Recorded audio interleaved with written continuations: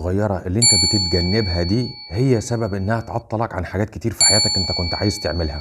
احنا دايما في حياتنا بنتجنب الألم في مقابل ان احنا ناخد المتعة الصغيرة اللي هي وقتها الحالي، ما بنبصش لبعيد. لازم لما تتجنب الألم ده لازم تتأقلم عليه، لازم تحط مخاوفك اللي انت خايف منها دي قدامك وتناقشها بينك وبين نفسك وتكون صادق مع نفسك عشان تقدر تخش المرحلة بتاعت انك تحقق حلمك. ازاي هيحصل الكلام ده؟ هضرب لك مثال دلوقتي بان انت عايز تروح مثلا صالة جيم عشان تتعلم فيها تبني جسمك وتبقى رشيق وتبقى قادر انك تعمل حاجات كتير ما كنتش بتعملها في الحالة اللي انت ما بتروحش فيها الجيم.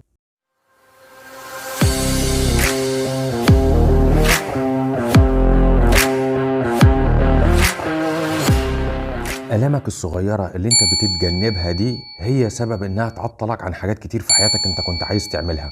احنا دايما في حياتنا بنتجنب الألم في مقابل ان احنا ناخد المتعة الصغيرة اللي هي وقتها الحالي، ما بنبصش لبعيد. ده طبيعة حياتنا ودي الفطرة اللي احنا كلنا اتخنقنا عليها.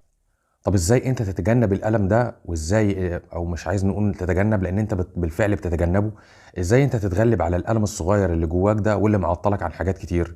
لازم لما تتجنب الألم ده لازم تتأقلم عليه، لازم تحط مخاوفك اللي انت خايف منها دي قدامك وتناقشها بينك وبين نفسك وتكون صادق مع نفسك عشان تقدر تخش المرحلة بتاعت انك تحقق حلمك.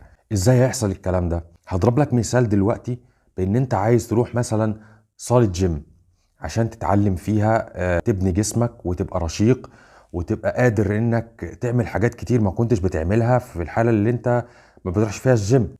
فطول الوقت انت بتشوف على الريلز في الفيسبوك وفي المواقع التواصل الاجتماعي واصحابك دايما بيروحوا الجيم ودايما بيلعبوا، وانت نفسك تبقى زيهم ونفسك تاخد الخطوة دي، ولكنك مأجلها مأجلها مأجلها. ما سألتش نفسك انت مأجلها ليه؟ الحقيقة انك لما عايز المتعة اللي دلوقتي، متعة انك مأجلها لوقت ما انت مش محدده. فكل طبيعة التأجيل دي بتخليك مرتاح مستمتع بأخذ قرار انك بتأجل، لكن وتتجنب ألم انك تروح تلعب فعلا. بتحط لنفسك العوائق، بتتخيل عوائق، بتتخيل انك لو رحت الصالة هناك هتلعب ازاي وسط الناس اللي كلها وحوش وقاعدين يلعبوا حديد ويرفعوا وتلاقيهم بينفخوا والكلام ده كله. هتقول ان انت طب انا المدرب ازاي هيدربني، ازاي هلعب اول تمرينة، ازاي الكلام ده كله. ذهنك دايما بيحط عوائق بتخليك ما تكملش في الطريق. لكن تخيل نفسك انت كده قعدت مع نفسك وقلت انا هلبس وهنزل اول يوم ليا النهارده يوم اجازه مثلا. تمام، اديك بتبتدي تتخصص يوم معين انك تروحه يوم اجازه. قلت هلعب مره واحده في الشهر يا سيدي، مش هلعب كل يوم. تمام، كسرت اول قلم ليك وابتديت تنزل. اول ما هتنزل هتلاقي نفسك في متعه كده غريبه. ابتديت تنزل ووصلت الصاله وغيرت ولبست، هتنزل اول تمرينه هتسال طبيعي هعمل ايه، هتعمل كذا، هتسوي كذا. كسرت القلم التاني انك مش عارف هتعمل ايه هناك اول ما توصل، وابتديت تلعب وابتديت ان انت تتمرن على الجهاز الفلاني والجهاز الفلاني والجهاز الفلاني. طب انت دلوقتي ابتديت القلم ابتدى يقل والمتعه ابتدت تزيد، وابتدى الموضوع ده كل ما تخلص تمرينه وتنجح في انك تخلصها وتعدي اللي بعدها. وعدت ساعه، اول ساعه في الجيم لقيت نفسك ان متعتك زادت قوي وألمك قل قوي. فتروح البيت متحمس انك تروح الحصه اللي بعدها. انت استحملت لاخر الحصه لانك تغلبت على ألمك الصغير اللي جواك، واجهت نفسك وواجهت نفسك بصدق. عشان كده لما ابتديت تروح وابتديت تتمرن وابتدى الحماس ياخدك والناس اللي حواليك تشجعك، لقيت نفسك عايز تروح حصة تانية. طبعا عشان تستمر بيحصل ألم في جسمك، ألم بتمنعك غير الألم اللي كان جواك بيمنعك انك تروح اصلا الصالة. الألم اللي اتولد جواك ده ألم انك بتعمل التمرين. ابتديت تروح بقى كل يوم وتحافظ على انك تروح كل يوم. فجأة بقيت عايز تكسل، انا التمرين ده بيتعبني، انا التمرين ده بيخليني احس بالتعب. عايزك ساعة ما توصل للمرحلة دي تتخيل الفرق اللي حصل لك بعد ما عملت التمرينات دي. هتلاقي ان انت ابتديت تاخد ثقة في نفسك، ابتدى جسمك يتفرد، ابتديت تبقى فت، ابتدى شكلك يبقى متناسق، بقت انظار الناس بتتوجه ليك. فابتديت تكتسب حاجات دي تحطها في خيالك طول ما انت مستمر وبتروح الجيم. طب دلوقتي انت رحت الجيم وابتديت تلعب، لازم تحط عندك هدف لبعيد ان انت لو استمريت على الموضوع ده حياتك هتبتدي تتغير. ازاي هتبتدي تتغير؟ لان انت ابتديت تاخد الثقة في نفسك، ابتديت تتعرف على ناس جديدة، والناس الجديدة بدورها بتعرفك على ناس تانية. علاقاتك بتتوسع، وكل ما علاقاتك بتتوسع كل ما ابتديت تنجح في حياتك. شفت ازاي البدايه في الاول كانت صعبه، وكنت بتتجنب انك تروح الاول، وبقيت انك تروح بشكل مستمر. طيب دلوقتي انت في اول اختيار ليك انك تروح، ايه غير السبب انك غير اسباب انك مدرب مش هيساعدك، او الحاجات اللي بتتخيلها سلبيه عن المكان؟ ايه سبب الحاجات السلبيه دي؟ لو جيت تفكر ان ليك ثقافة قبل كده اتولدت جواك نتيجة ذكرى أليمة حصلت لك خلتك تمتنع عن انك تروح الجيم. الذكرى القديمة سواء كان انت كنت بتروح لوحدك قبل كده، ما كانش حد بيشجعك، حصلت لك إصابة، ما كانش حد بيقول لك تعمل ايه في الصالة، وبالتالي انت ما كنت بطلت تروح او مش عايز تروح، فحطيت الكلام ده كله حجة في انك ما تروحش. لازم تغير الثقافة دي وتواجه نفسك انك لو رحت واخترت ناس كويسين تروح معاهم هيشجعوك انك تروح. ده لوحده كفيل بانه باعترافك وصدقك مع نفسك انه يغير الثقافة دي ويعيشك حياة احسن من اللي كنت عايشها. عشان كده عايزك لما تبقى تاخد قرار ونفسك تحققه، تبقى قاعد فاضي في يوم تجيب ورقة وقلم وتكتب انا كنت عايز اعمل كذا واتعطلت بسبب مثلا ظرف مالي، انا ما معيش فلوس ان اروح الجيم. فتشوف الحل للمشكله دي، تشوف انت ممكن تروح الجيم دي بالطريقه ازاي. طب سواء اذا كان مالي او مثلا تقول ما عنديش وقت، تشوف وقت مناسب تروح فيه، ترتب نفسك انك تروح. دي برضو اسباب صغيره بسيطه ولكنها معطلك عن حاجات كبيره قدام.